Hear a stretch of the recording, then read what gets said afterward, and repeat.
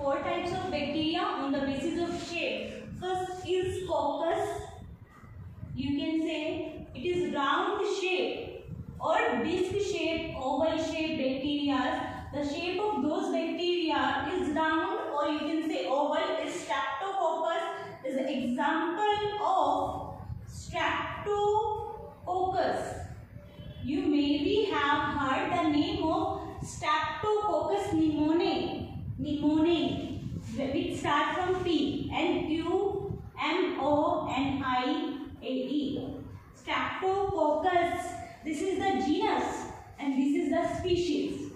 So the genus Streptococcus is common for so many bacteria, and pneumoniae is going to represent bacteria that cause pneumonia. Okay, we have to underline the genus name and species name separately, or otherwise you have to write it in italics. This is the rule of nomenclature. Nomenclature means naming of bacteria. Now coming to the second shape, that is bacillus. Bacillus. Okay, bacillus is mainly rod shape bacteria. You have heard so many names like Bacillus thuringiensis, BT cotton, that is okay, or TB. That is also Bacillus means rod shaped bacteria. Okay, Bacillus thuringiensis.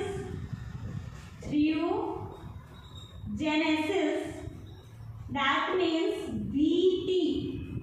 That is in short form BT cotton, BT tomatosome, and is insect resistance variety of plant due to this bacteria BT cotton. Now third is spirula. That is spiral shape. Okay, how is spiral shape? Like this. Those bacteria, those are this shape, are known as spirilla or spirulum. These are spirulum shaped. Now fourth is vibrido. Vibrido is coma shaped. Coma, as you know that coma is there in English. Coma shaped. And this shape bacteria. We can see this shape of bacteria in any serum or you can say blood sample with the help of electron microscope. So we can give treatment. Doctors will give treatment according to this. You have been common. This vibrio is example is vibrio cholera. You have already been listen about the cholera. Cholera is a disease. So shape of bacteria over there that cause cholera is coma shape. Now we are going to discuss about the gram staining of class 11 biology. Gram stain are mainly of two types. One is gram positive and another one is gram negative. The bacteria that retain gram stain. The name of the stain is given by scientists who discovered this staining method is Christine Gram. So the bacteria which retain purple color or violet color due to gram positive stain, gram stain is known as gram positive bacteria, and another bacteria that does not absorb that particular stain is known as gram negative stain. Firstly, I am telling you the method of staining. How we stain gram positive and gram negative bacteria. Firstly, we have to take a glass slide. Those you have seen in your laboratories. Okay. Then we have to put an inoculum or you can say very small drop of bacteria from our petri dish. We have to spread it like this. Okay. We can prepare two slides. We have to prepare two slides so that we can do staining properly. Okay. It can be positive or it can be negative. At the end we come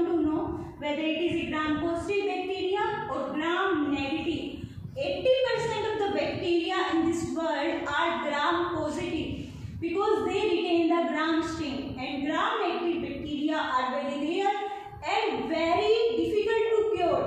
Even gram negative bacteria are very difficult to cure because we don't have so much strong antibiotic against gram negative. So gram positive bacteria is very common, and we have a broad spectrum antibiotic. You maybe have listen the name of, you maybe have heard the name of penicillin. Penicillin is a broad spectrum antibiotic. What do you mean by broad spectrum? Broad spectrum means it have capability to kill large strains or large, you can say, species of bacteria.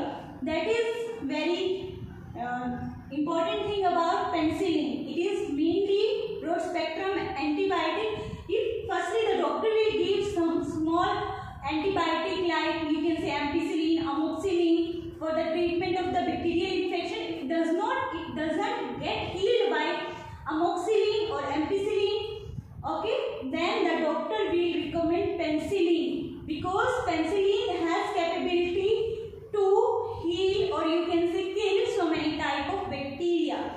That is the name of penicillin, and it is isolated from a fungus, that is Penicillium notatum. Penicillium notatum, that is the name of the fungus from which it is discovered. This is the species name, and this is the you can say this is the name of the genus and this is the name of species. Now how we can do staining? Firstly you have to take the culture, small amount of culture with the help of inoculum loop. The shape of inoculum loop is like this. This is very small loop, is that firstly you have to heat this inoculum or make it red hot by flame. Then you have to put the inoculum over here. Now you have to put some gram stain on both the sides, okay, and you know that gram positive bacteria is having thick cell wall that is having porosity like this. It is having so much thick porous structure. And gram negative bacteria is having very thin slime layer. Slime layer is a layer of lipid that is so slimy so that you can't hold it or it cannot retain the stain, because all the stain or all the dye that you are putting on the bacteria, gram negative bacteria is not capable to absorb that dye. Okay, you have to put the gram stain on the bacteria culture, then wait for 5 minutes. Okay, after 5 minutes you have to wash it with alcohol. You have to put alcohol on both sides, wash it with alcohol, then you have to wash it with water. Okay, then you have to add one more stain, that is safranin. These are dyes. Crystalline gram is also a violet color dye, and safranin is a purple dye. Okay, purple, or you can say this is magenta shade, properly pink, dark pink shade. It is safranin. Okay, then when you put this on one slide, which is you don't know whether it is gram positive or gram negative, when you put safranin over there, then you have to rest for the 5 minutes, then wash with water, and now you have to observe it under microscope. When you see under the microscope, gram positive slide will become purple in color. Why? Because it retained the gram strain. When we put